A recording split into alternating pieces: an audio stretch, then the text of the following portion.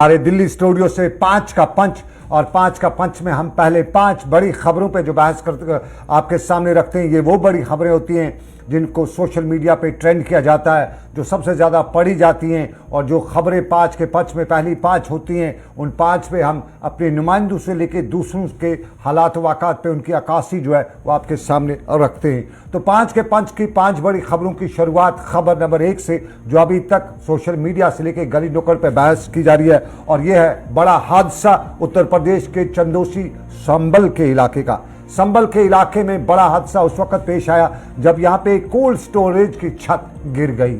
वहाँ पे 20 से ज़ायद के करीब मजदूर थे और उन मजदूरों पे छत गिरने की वजह से पूरे इलाके में अफरा तफरी और कोहराम मच गया। ये उत्तर प्रदेश का इलाका है और उत्तर प्रदेश के इलाके में इस वाक़े से पूरे दरो दीवार जो हैं वो हिल गए। और फिर इस छत के गिरने से रेस्क्यू ऑपरेशन जो शुरू किया गया उसमें अब तक 10 लोगों की मौत वाक़ा हो चुकी है, 20 से ज़ायद जो है वो ज़ख्मी हैं। और कुल मिला के ये भी बताया जाता है कि यहाँ कुछ लोगों का इस मलबे के नीचे दबे होने का खदशा भी है और उसी के मद्देनज़र रेस्क्यू ऑपरेशन भी शुरू किया गया है। वहाँ के वज़ीर आला भी आज इस मौके पर अस्पताल पहुँचे थे और उन्होंने वहाँ पे ज़ख्मी की इयादत भी की। और यहाँ पे इस वक्त जो पूरे इलाके में है अफरा तफरी कोहराम का आलम बरपा है। ये उत्तर प्रदेश के संभल के चंदूसी के इलाके में यह हादसा पेश आया है और दौरान शब पेश आए इस हादसे में बताया जाता है कि गरीब मजदूर थे जो इस कोल्ड स्टोरेज में काम कर रहे थे। कुछ काम कर रहे थे, कुछ उस वक्त नींद में थे और नींद के आलम में वो दूसरी नींद में चले गए हैं। तो पाँच के पंच में पहली बड़ी खबर उत्तर प्रदेश से, और उत्तर प्रदेश के में दिलदोज हादसा, 10 की मौत हुई है, 20 से ज़ायद जख्मी है, मरने वाले गरीब मजदूर हैं। और पाँच के पंच में अब दूसरी बड़ी खबर, और हम चार्ल्स शोभराज की बात करें तो आपको सुना होगा, नटवर लाल भी आपने सुना होगा, फिल्मों में भी नटवर लाल देखा होगा। और ये नटवर लाल के बारे में अक्सर लोग ये भी जानते हैं कि नटवर लाल एक ऐसा आदमी होता है जो आपके कानों की बाली ले जाए लेकिन आपको पता नहीं चलेगा। लेकिन वाकई में कश्मीर में जिस शख्स को पकड़ा गया है वो कश्मीर के का नहीं है, वो उत्तर प्रदेश का नहीं है, वो गुजरात का है। और गुजरात का नटवर लाल कश्मीर में जब पकड़ा गया तो पता चला ये तो असली बड़ा चोर था। और असली बड़ा नटवर लाल, असली बड़ा चोर, जिसका नाम जो है जम्मू कश्मीर की सरकार के ख़जाने में, सरकार के दफातर में दिल्ली के बड़े ओहदेदार के तौर पे दर्ज था। सरकार ने इसको बाज़ाब्ता तौर पे सिक्योरिटी भी फराम की थी, प्रोटोकॉल भी फराम किया था और सरकार ने इसके दौरे भी करवाए थे। अक्टूबर से लेकर कल तक ये जम्मू कश्मीर के इलाके में राज करता हुआ दिखाई जा रहा था। अफसरान से मिलता था, मीटिंगें करता था, कहीं कुछ लोग ये भी बताते हैं कि अपने दबदबे से लोगों से तावान भी वसूल करता था। कुछ कहते हैं कि बड़ी नौकरियों के एवज बड़ी रकूमात भी वसूल कर चुका है, बड़े ठेकेदारों से मिल भी चुका है। और कल इसे जब श्रीनगर के होटल ललित से गिरफ्तार किया गया तो उस वक्त बताया जाता कि कांड अपने ने किया और अपनों ने मुखबरी करते हुए जब पुलिस को बताया कि भाई ये जो मामला है ये असली नहीं है, तो उसके बाद पुलिस ने हरकत में आई, फौरन सभी कागजात, सभी मामला खंगाले गए तो पता चला ये तो गुजरात का है। और गुजरात का ये रहने वाला जिसको जम्मू कश्मीर की इंतज़ामिया ने SDM रैंक का एक ऑफिसर, KS रैंक ऑफिसर, उसके लिए बतौर नोडल अफसर भी तैनात कर रखा था, उसको पकड़ा गया। और पकड़े गए इस शख्स के बारे में मालूम हुआ कि ये तो गुलमर्ग की हवाएं भी खा चुका है, लाल चौक के घंटाघर की तस्वीर भी ले चुका है, दूध पथरी के दूध के नज़ारे भी ले चुका है और उसके साथ साथ कश्मीर के उन सियाती मुकामात पे जा भी चुका है जहाँ आम आदमी के जाने का सवाल भी नहीं है। और आम आदमी के जाने के सवाल न होने के पीछे अब सवाल यही उठ रहा है कि क्या कर रही थी इंतज़ामिया, क्या कर रहे थे वो इदारे जो इस सब पे नज़र रख रहे हैं, जिन्हें ये तक मालूम नहीं हुआ कि जो श्रीनगर में PMO ऑफिस का सबसे बड़ा ओहदेदार बना हुआ है उसके सारे कागजात नकली हैं। और अगर वो दिल्ली का ना होता क्या पता किस मुल्क का जासूस तो नहीं था। ये सबसे बड़ा सवाल और कश्मीर से लेकर दिल्ली तक इंतज़ामिया से पूछा जा सकता है कि ऐसे भी हो सकता है। अगर हो सकता है तो फिर इस कौम का या इस देश का मालिक क्या कहे, कैसा रब राखा ही है। और ये एक तस्वीर का पहलू, पाँच के पंच में ये बड़ी खबर बहस की जा रही है, पूछा जा रहा है ऐसे कैसे हुआ। और तीसरी बड़ी खबर भी हम आपको बताते चलें। और तीसरी बड़ी खबर हम भूत की बात करेंगे, जिन की बात करेंगे। वो जिन जिसे आमतौर पे जम्मू से लेकर कश्मीर तक पंथ्याल कहा जाता था, और पंथ्याल के जिन लोगों की जान ले जाता था, रास्ता बंद कर देता था। लेकिन बिल आखिर सरकार कामयाब हो गई और पंथ्याल के जिन को अब नकेल डाली गई है। पंथ्याल पे T5 टनल का इफ्तिताह ना सही, लेकिन ट्रैफिक को मजबूरी के हाल में T5 टनल के ट्यूब नंबर 1 से छोड़ा भी गया, और अब बाज़ाब्ता तौर पे जम्मू श्रीनगर कौमी शाहराह पर जो पंथ्याल का बूथ था, जो रास्ता रोके खड़ा रहता था, उसको अब उसका रास्ता काट दिया, और यूँ अब पंथ्याल का बूथ जो भी करे, किसी आम शहरी का राह चलते का कुछ कर नहीं सकता है। पंथ्याल जम्मू श्रीनगर कौमी शाहराह पर एक ऐसा मोड़, एक ऐसा पड़ाव जो आखिरकार नाक में नकेल कर रखा था जम्मू कश्मीर की इंतजामिया की, ट्रैफिक हुकाम की, और उसके साथ साथ आम लोगों की, कहीं न कहीं अचानक खड़ा हो जाता था और फिर हफ्तों जम्मू श्रीनगर कौमी शाहराह को बंद कर देता था।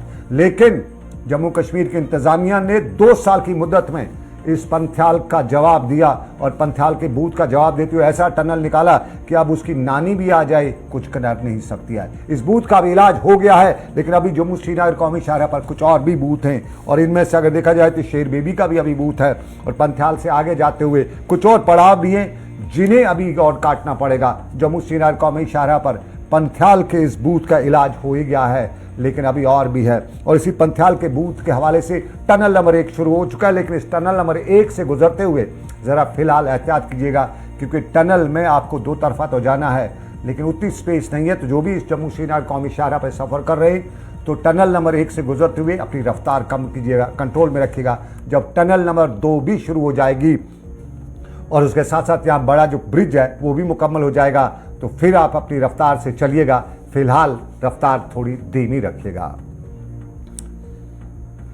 और ये 5 के 5 की चौथी बड़ी खबर, ये कश्मीर की मोहब्बत की खबर। इसी जम्मू श्रीनगर कौमी शाहराह से गुजरने वाली मोहब्बत जो बिलाकर श्रीनगर के कश्मीर के त्राल के इलाके में पहुंची, और त्राल के इलाके में मोहब्बत के ये नज़ारे थे। ये 2 रिश्तों की, 2 भाइयों के मोहब्बत की कहानी है, जो एक ही सरजमीन में पैदा हुए। वक़्त की मोड़ या वक़्त की रफ्तार या वक़्त के हालात ने उन्हें जुदा भी किया। वो बरसों जुदा भी हुए, लेकिन एक दूसरे की मोहब्बत भूल नहीं सके। नए ज़माने की टेक्नोलॉजी का इस्तेमाल करते हुए जुड़े तो रहे, लेकिन बिल आखिर करीब भी आए। तो वो नज़ारे जो बिल आखिर करीब आने पे देखने को मिल रहे थे, वो त्राल के इलाके में थे। और त्राल के इलाके में ये हिंदू और मुसलमानों की मोहब्बत की कहानी है, जहाँ कश्मीरी पंडित जो कश्मीर से चले गए थे, जब अपने इलाके में कल पहुँचे तो वहाँ के ये वो नज़ारे थे, जहाँ मुसलमान से लेके कश्मीरी पंडित, हिंदू दोनों एक दूसरे से गले मिलते हुए रो रहे थे, माजी को याद कर रहे थे, और माजी से लेके हाल तक के फसाने बताते हुए, फसाने गढ़ते हुए, कोई किसी से गिला करा था, कोई किसी से शिकवा करा था। मोहब्बत की ये कहानी साफ तौर पे लैला मजनू की कहानी से ना भी मिलती हो, लेकिन इंसानियत को जिंदा करने के लिए ऐसे वाक़ात, ऐसी खबरें ज़रूरी है, क्योंकि हिंदू और मुसलमान में ना कोई तफरीक है, ना कोई फ़र्क है। कुछ मज़ाहिब की फ़र्क या दूरी हो, लेकिन ओवरऑल उसके खून का रंग भी लाल, इसके खून का रंग भी लाल। और जब एक ही मिट्टी से जन्म लिया हो, दोनों के खून में, दोनों के जिस्म से एक ही मिट्टी की खुशबू आ रही हो, तो फिर दूरी कैसी। और ये त्राल के इलाके में दूरी मिटाई गई, और देखा लोगों ने, दुनिया ने देखा कि इंसानियत का बोलबाला है। मोहब्बत में कहीं कोई और बीच में आड़े नहीं आ सकता है। और मोहब्बत के ये दिल फरेब मनाजिर आप भी देखिएगा, हमने भी देखे हैं, और उम्मीद करते हैं कि ऐसे जलवे, ऐसे मनाजिर जम्मू कश्मीर से क्या पूरी दुनिया से आते रहेंगे, और ये मनाजिर हमें बताते रहेंगे कि हम इंसान हैं और इंसानों में तफरीक नहीं होती है।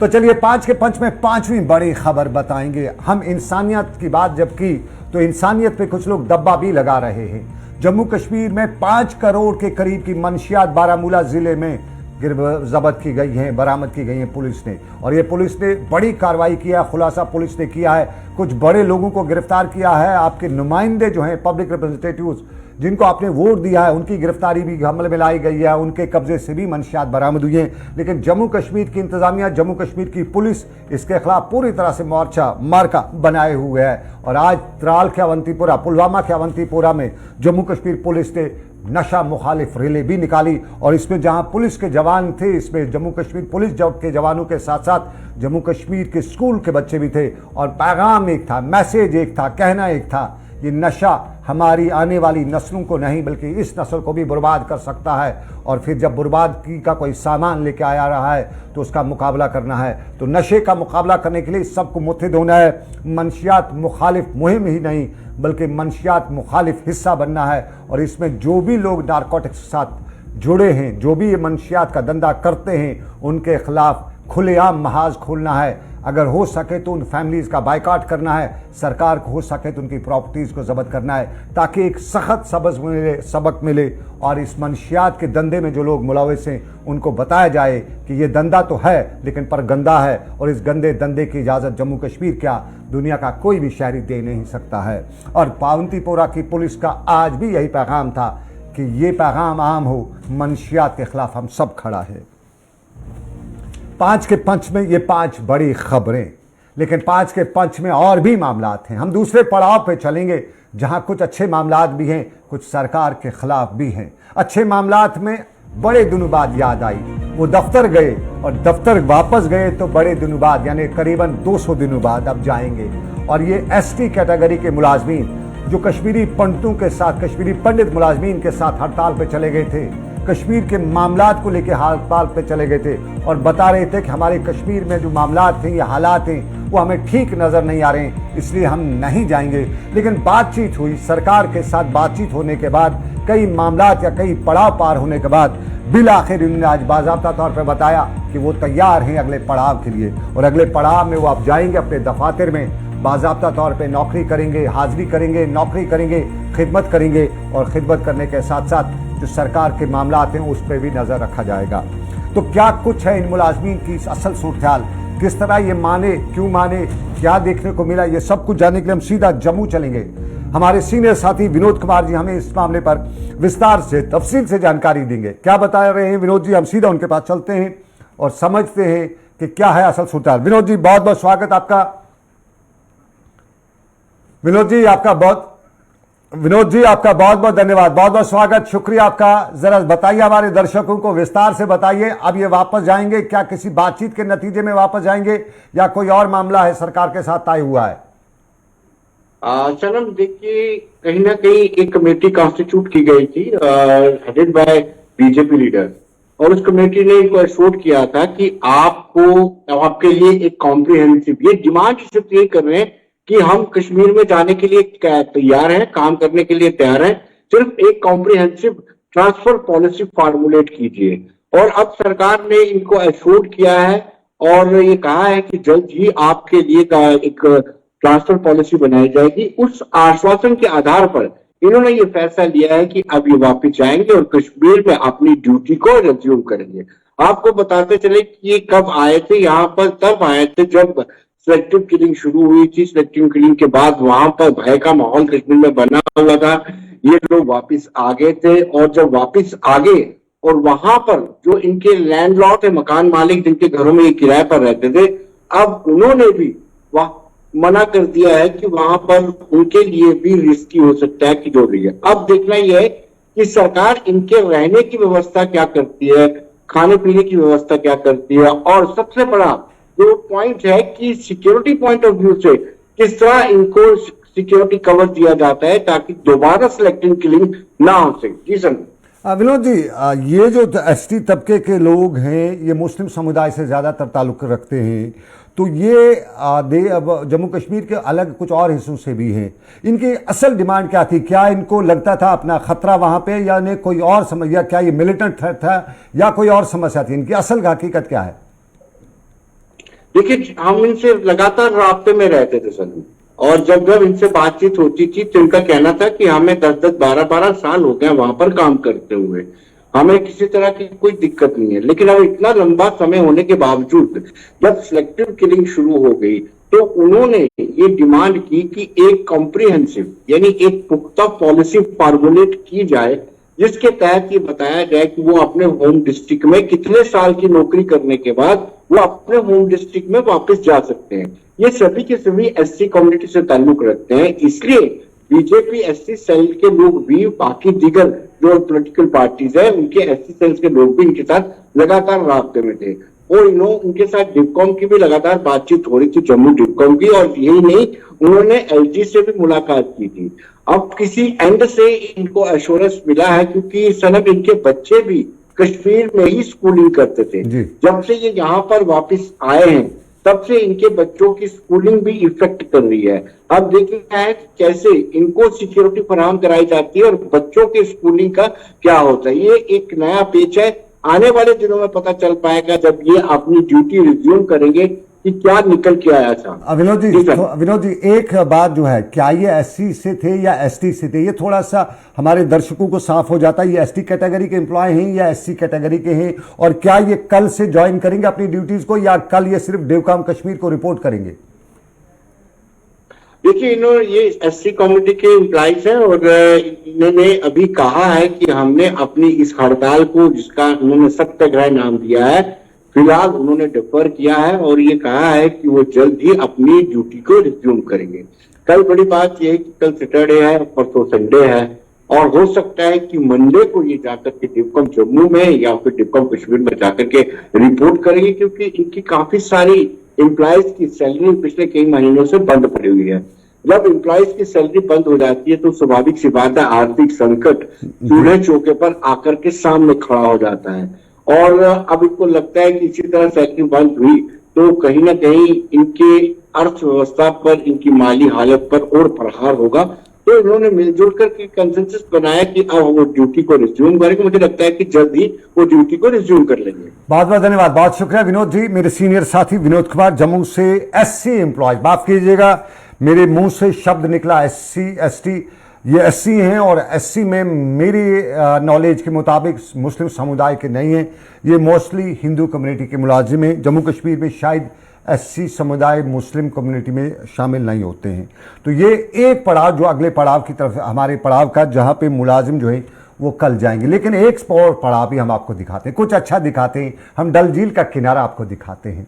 डल झील वादी कश्मीर का दुनिया भर में मशहूर झील, और डल झील के किनारे पे इस वक्त सारस का मेला चल रहा है। ये सारस का मेला Jammu Kashmir rural livelihood mission, जो देही तरक्की यानी रूरल डेवलपमेंट डिपार्टमेंट का एक हिस्सा है, उसके एक ऑर्गेनाइजेशन है, उसने मुनाकद किया है और यहाँ पे बाज़ाब्ता तौर पे स्टॉल लगाए हैं। और इस मेले के दौरान न सिर्फ जम्मू कश्मीर के हैंडीक्राफ्ट, जम्मू कश्मीर की जो सूरत हाल है उसका डिस्प्ले किया जाता है, बल्कि यहाँ पे खवातीन, लेडीज को बावकार बनाने के लिए जो सरकार की स्कीम है, सरकार की रोजगार योजना है, उसके हवाले से बाज़ाब्ता तौर पे इन खवातीन के लिए स्टॉल्स लगाए गए हैं। और मुल्क भर से लगभग 1500 के करीब जो लोग एम्प्लॉय, जो मेले हैं वो यहाँ पे लगाने के लिए लोग आए हुए हैं। इस सारस मेले के दौरान न सिर्फ जम्मू कश्मीर के जो खूबसूरती है उसका डिस्प्ले होगा, बल्कि जम्मू कश्मीर की हेरिटेज, जम्मू कश्मीर के कल्चर का, जम्मू कश्मीर का रूरल लाइवलीहुड मिशन जो है वो इसको दुनिया तक पहुंचाएगा। जम्मू कश्मीर की खवातीन बावकार, बारोजगार होंगी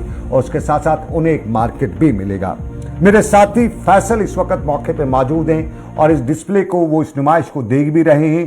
किस तरह का जोश है, किस तरह का जुनून है, किस तरह से लोग इस नुमाइश को ले रहे हैं। और शाम गए डल झील के किनारे लोकल कश्मीरी भी इसमें साफ तौर पे हिस्सा ज़रूर लेने आए होंगे, क्योंकि यहाँ पे उन्हें तफरी भी हो जाती है। मेले में वो कुछ नए नादर नमूनात भी दिखते हैं और साथ साथ में कुछ खरीदारी भी हो जाती है। फैसल, बहुत शुक्रिया ज्वाइन करने के लिए। जरा बताइएगा क्या है माहौल सारस मेले का, रूरल लाइवलीहुड मिशन के सारस मेले का? देखिए बिल्कुल सनम, अगर अब इस मेले की बात करें तो ये सारस जो है नेशनल रूरल लाइवलीहुड मिशन के तहत यहाँ पे इनेकाद किया गया है। इसका यहाँ पे स्टॉल्स लगाए गए हैं। करीबन जो पार्टिसिपेंट्स है वो करीबन 18 स्टेट से यहाँ पे आए हैं और करीबन 90 के करीब यहाँ पे स्टॉल्स लगे हुए। अगर मैं आपको दिखाने की कोशिश करूंगा, ये जो सारे स्टॉल्स लगे हुए हैं ना कि सिर्फ जम्मू कश्मीर के लोग हैं, जो कि जम्मू कश्मीर को, जिनको प्लेटफॉर्म दिया गया है NRLM की तरफ से, जिनको लोन दिया गया है, जिनको मदद की गई है, वो अपना प्रोडक्ट लॉन्च कर सके। ये सारे जो प्रोडक्ट, ये हैंडमेड प्रोडक्ट्स है। तो पहले जम्मू में एक एग्जीबिशन हुआ था, मेला हुआ था। अब कश्मीर की बात की तो ये डलगेट का इलाका है, बिल्कुल डल झील के किनारे पे है। ये घाट नंबर 8 के पास से एग्जीबिशन लगाया गया है, जहाँ पे 18 स्टेट से पार्टिसिपेंट्स आए हैं। वो लोग आए हैं जिनको नेशनल रूरल लाइवलीहुड मिशन के तहत प्लेटफॉर्म मिला है कि वो अपना कुछ प्रोडक्ट सामने लाए। तो इसके साथ साथ बाहर के लोग भी यहाँ पे, और साथ साथ जो जम्मू कश्मीर के लोग जिनको एक प्लेटफॉर्म दिया है NRLM ने, तो वो भी यहाँ पे मौजूद है। और करीबन हमने ऑफिशियल से यहाँ पे बात की, उनका मानना था कि एक अच्छा जो है 3 दिनों से यहाँ पे चल रहा है, तो अच्छा रेस्पॉन्स आम लोगों का है, टूरिस्ट का है, क्योंकि जो भी यहाँ पे सामान है वो सब हैंडमेड सामान है। यहाँ की कल्चरल चीजें, पुरानी चीजें, सारी हैंडमेड चीजें जो अब यहाँ पे टूरिस्ट को दी जाती है, इसके साथ साथ आम लोग भी यहाँ पे आते हैं। तो करीबन जो 3 दिन की जो सेल यहाँ पे रही है, जो हम तक इंफॉर्मेशन पहुंचे, करीबन 6 लाख रुपए की सेल इन 3 दिनों में हुई है और अभी भी ये जारी है, क्योंकि 25 तक ये जारी है और 20 को इसकी एक ऑफिशियल इनॉग्रेशन भी होने वाली है। और खबरें सामने आ रही है कि जो एनआरएलएम के जो मिनिस्टर है, यूनियन मिनिस्टर जो है,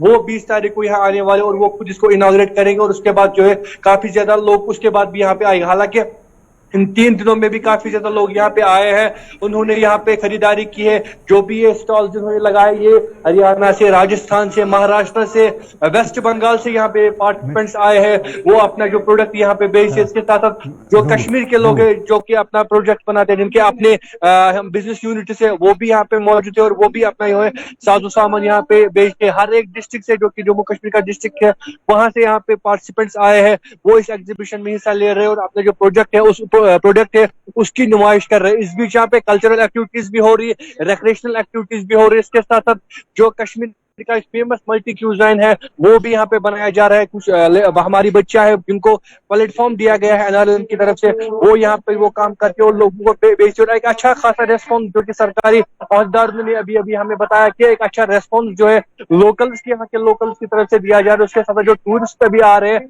उनकी तरफ से भी अच्छा रेस्पॉन्स आ रहे हैं। और करीबन जिस तरह से मैंने बताया कि इन 3 दिनों में 6 लाख रुपए की जो है सेल यहाँ पे हो चुकी है, क्योंकि अब देखिए अभी स्टार्ट ही हुआ है, अभी 7-8 दिन अभी भी है, तो उसके बाद आप खुद अंदाजा लगा सकते हैं एक अच्छा प्लेटफॉर्म इन पार्टिसिपेंट्स को मिलेगा और वो भी काफी ज्यादा खुश है। उनका कहना है कि हम एक अच्छा प्लेटफॉर्म एनआरएलएम की तरफ से चलिए, दिया बहुत गया है, बहुत शुक्रिया जिसका फैसल, फायदा बहुत शुक्रिया, बहुत बहुत शुक्रिया फैसल।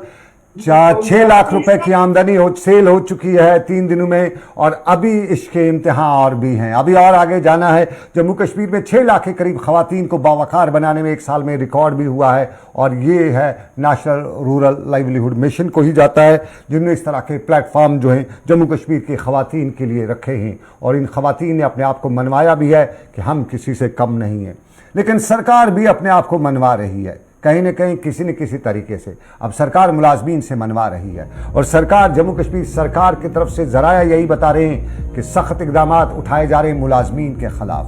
पहले आपको बताते चले मिलिटेंसी के नाम पे 40 से जायद को निकाला भी जा चुका है और अब खबरें आ रही हैं कि सरकार जो ट्रेड यूनियंस पे है उन पे भी नकेल कसते जा रही है और कुछ ट्रेड यूनियंस के हवाले से जो बताया जा रहा है कि वहां से भी सरकार को रिस्पॉन्स दिया जा रहा है, यानी आमना और सामना हो सकता है। सरकार क्या करेगी उसके बारे में अभी मालूम नहीं है, लेकिन ट्रेड यूनियन लीडरान क्या करेंगे, ट्रेड यूनियंस क्या करेंगे, क्या हड़ताल वगैरह को लेकर जो सरकार ने प्रोग्राम बनाया है मुलाजमीन के खिलाफ, क्या उस पर वो मुलाजमीन को कार्रवाई करेगी सरकार?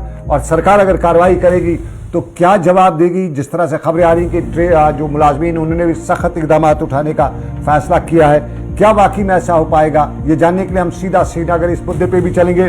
मेरे साथ trade union leader Ejaz Ahmed Khan मेरे साथ इस वक्त मौजूद है। बहुत शुक्रिया एजाज साहब मुझे ज्वाइन करने के लिए।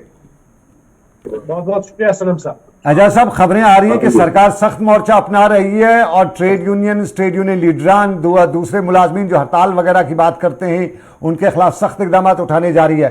कहते हैं कि मुलाजमीन ने भी अपने पर संभाल लिए, मुलाजमीन भी बताते हैं कि हम जो ट्रेड यूनियन बता रहे हैं कि हम भी जवाब देंगे। क्या वाकई में कुछ आमना सामना होने की बात है? जी एजाज साहब, एजाज साहब, एजाज साहब आप तक मेरी आवाज आ रही है तो बताइएगा। हेलो, चलिए हम जम्मू कश्मीर के मुलाजमीन के हवाले से आपको बता रहे हैं। जम्मू कश्मीर की सरकार के जराए से खबर मिल रही है कि बड़ा फैसला हो रहा है। इससे पहले जम्मू कश्मीर की सरकार ने मिलिटेंसी के मामलात को लेकर मुलाजमीन के खिलाफ कार्रवाई की है और 40 से ज़ायद मुलाजमीन को बरतरफ भी किया है। लेकिन अब सरकार ने एक और कदम उठाया है और ट्रेड यूनियनिज्म या उसके साथ साथ जो हड़ताली मुलाजमीन का मामला है उसके खिलाफ कार्रवाई करने जा रही है। हमें जराया ने बताया है कि सख्त इकदाम उठाते हुए सरकार उन मुलाजमीन को पहले शोकाज नोटिस करेगी, उसके बाद चला सरकार का तो उनको टर्मिनेट भी कर सकती है। इस तरह की है। एजाज साहब, आप तक आवाज अगर आ गई हो गई तो हमें बताइएगा सरकार का फैसला मुलाजमीन की ट्रेड यूनियनिज्म के खिलाफ, उस पर क्या कार्रवाई, क्या जवाब होगा ट्रेड यूनियन बॉडीज का? सबसे पहले सनम जी आपका शुक्रिया अदा करता हूं मैं कि आपने मुझे इस बात पे बोलने का मौका दिया। सबसे पहले मैं ये बात कहूंगा कि कोई मुल्क या रियासत आईन और कानून की बालादस्ती से चलता है, किसी के जाती बात से नहीं चलती।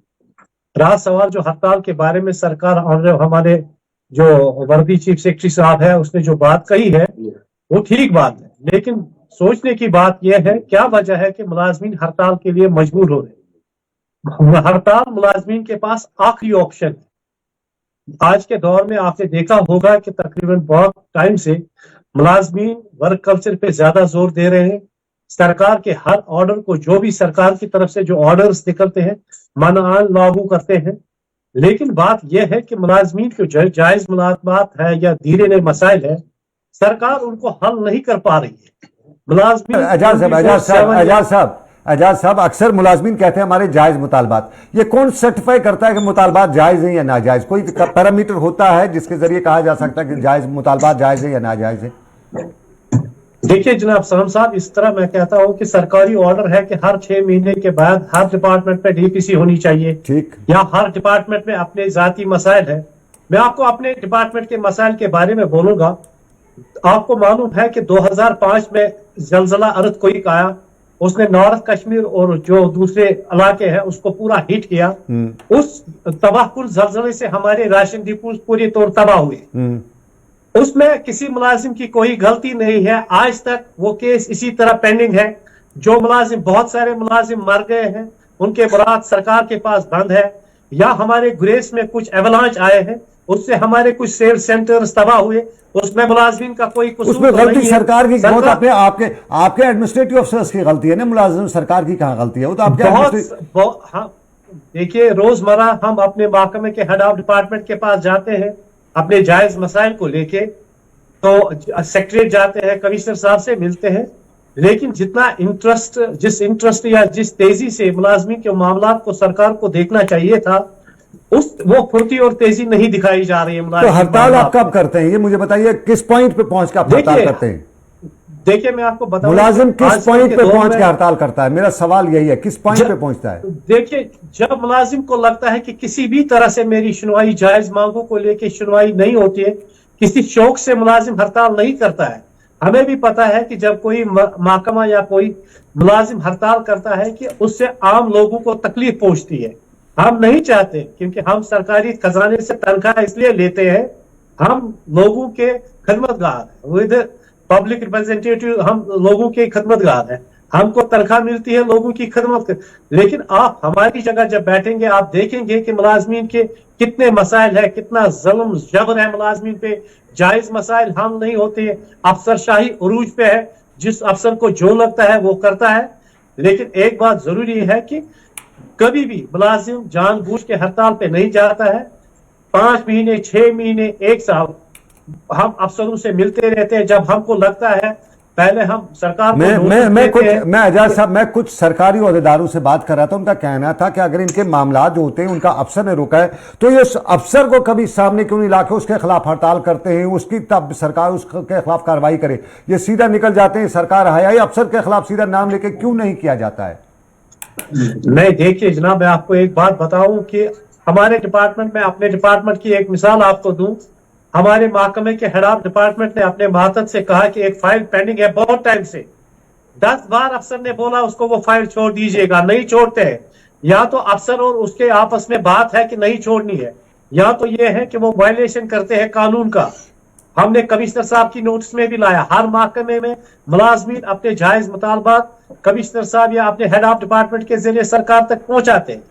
लेकिन जब लास्ट होता है, पहले हम अपने डिपार्टमेंट में बैठ के हम एहतजाज 1 घंटे का करते हैं या 2 घंटे का करते हैं, उसके बाद जब नहीं अजय साहब, मुझे एक सरकारी ओहदेदार ने बताया आज उन्हें कि आज इनसे पूछिएगा कि अगर आपका director, joint director, assistant director ये वगैरह आपकी फाइलों को रोकता है, आपकी डीपीसी नहीं करता, तो एक बार उस दफ्तर के मुलाजिम बाहर निकल के एक बैनर लेके डायरेक्टर का नाम लेके क्यों निकल, ये क्यों कहते हैं सरकार मुर्दाबाद, सरकार ने हमारा, ये नाम उस अफसर का ले, फलाना अफसर नहीं करता है उसके खिलाफ सरकार कार्रवाई करेगी। ये सरकार कहने की बात क्यों होती है?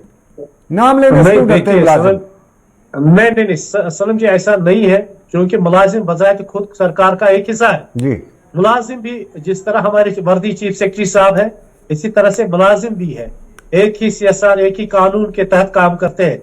लेकिन एक बात है, सरकार हम उसको ये सरकार जिंदाबाद मुर्दाबाद, ये ठीक बात है कि नहीं करना चाहिए, लेकिन हम तो सरकार की नोट्स में लाते हैं हर कोई बात। आज कोई महकमा जिस महकमे में मसाइल हो वो नहीं आप तो चिट्ठी के जरिए आप नहीं मुझसे मैं सीधी सी बात कहूंगा, सीधा आप उस अफसर का लेके जिस तरह आप हड़ताल पे जब जाते हैं तो आपने कभी नहीं बताया कि हमारी मुलाजिम कहते हैं हमारे दरीना मसाइल हल करो जी, कभी ये नहीं बताया कि हमारे दरीना मसाइल में फलानी डायरेक्टर, फलानी असिस्टेंट डायरेक्टर, फलानी कमिश्नर, फलाना जॉइंट सेक्रेटरी, फलाना सेक्रेटरी रोड़े अटका रहा है, उसके खिलाफ कार्रवाई करो जी। ऐसा क्यों नहीं होता है? नहीं, ऐसा होता है। अगर डायरेक्टर काम नहीं करता तो हम कमिश्नर साहब को बोलते हैं, अगर कमिश्नर साहब नहीं करेंगे तो हम वर्दी चीफ सेक्रेटरी साहब को बोलेंगे। ऐसा होता है। हम जो रिप्रेजेंटेशन भेजते हैं कमिश्नर को एड्रेस करते हैं, चीफ सेक्रेटरी साहब को कॉपी रखते हैं या अपने हेड ऑफ चलिए अब सरकार ने यह फैसला कर लिया कि हम मुलाजमीन जो हड़ताल वगैरह करेंगे उनके खिलाफ सख्त कार्रवाई करेंगे। क्या मुलाजमीन इस पे कुछ रद्द-ए-अमल जाहिर कर रहे हैं? देखिए, मैं एक ही बात इसमें कहूंगा कि हमारे जो वर्दी चीफ सेक्रेटरी साहब ने जो ये बात कही है, ये ठीक है कि हड़ताल से आम लोगों को तकलीफ होती है, लेकिन एक मुलाजिम होने के नाते, एक मुलाजिम लीडर होने के नाते मैं ये कहता हूं कि आईन और कानून में जो जो हमारे राइट्स हैं हम वो करेंगे, कोई गैर कानूनी काम नहीं करेंगे। अगर आपको लगता है या किसी को लगता है कि क्या गवर्नमेंट का जो मुलाजिम है या कोई ट्रेड यूनियन लीडर जो कोई मांग करता है, क्या वो गैर कानूनी है, क्या वो गैर आईनी है, अगर उसने गैर कानूनी या गैर आईनी बात की है तो सरकार के चाहिए उसके खिलाफ सख्त से सख्त कार्रवाई करे।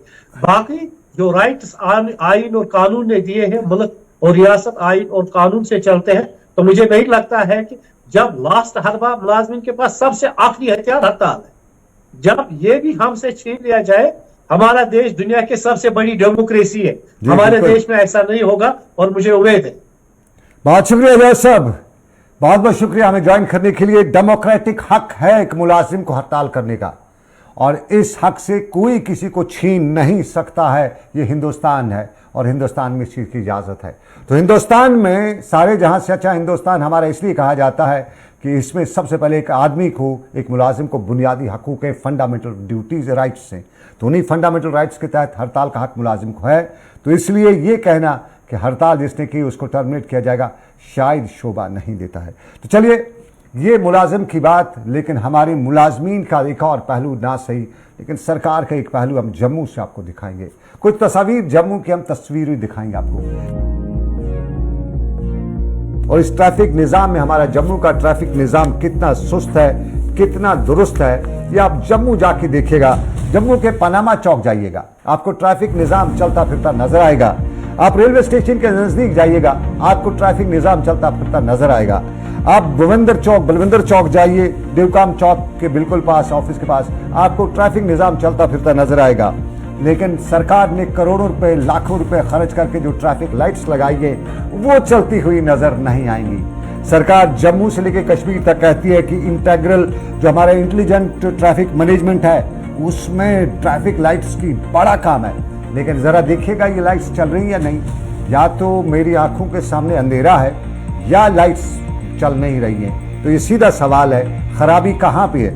अगर मेरी आंखों में कहीं खराबी है तो मैं डॉक्टर के पास चला जाता हूँ। अगर इन लाइट्स में खराबी है तो सरकार जरा उन लोगों से पूछेगा जिनने ये करोड़ों रुपए की लाइट्स लगाई हैं और उसके बाद ये चल नहीं रही है, तो उनमें कहाँ से खराबी है? ये माया जाल की खराबी है या माल कुछ जंजाल का हाल है? तो ये मुद्दा हमारी साथी रितिका राजपूत जम्मू से हमें ज्वाइन करेंगी, बताएंगी कि ट्रैफिक का सिस्टम ढीला जम्मू में क्यों, और इसमें ट्रैफिक लाइट्स किसने लगाई हैं।